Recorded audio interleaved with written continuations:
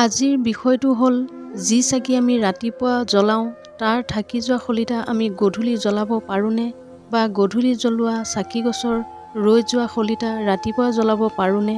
ভিডিঅ'লৈ অহাৰ আগতেই আপোনালোকলৈ এটা অনুৰোধ জনালোঁ যে যদি আপুনি নতুনকৈ চেনেললৈ আহিছে তেন্তে চেনেলটো ছাবস্ক্ৰাইব কৰি দিব। আপোনালোকৰ অকণমান সহানুভূতিয়ে মোক নতুন নতুন ভিডিঅ' আগবঢ়াই যোৱাত মহৌষধৰ দৰে শক্তি দিয়ে। বহু লোকৰ মনলৈ প্ৰশ্ন আহে যে ৰাতিপুৱা জ্বলোৱা চাকি যি নিজৰ ইষ্ট দেৱতাৰ বাবে বা আৰাধ্য দেৱ-দেৱীৰ বাবে জ্বলোৱা হয়, সেই চাকি গছৰ ৰৈ যোৱা শলিতাডাল কিছু লোকে গধূলি চাকি জ্বলাওঁতে সেইডাল শলিতাকে পুনৰ ব্যৱহাৰ কৰে, বা যিসকলে গধূলি চাকি নজ্বলাই পিছদিনা পুৱা সেই শলিতাডাল ব্যৱহাৰ কৰি তেল দি চাকি জ্বলায়।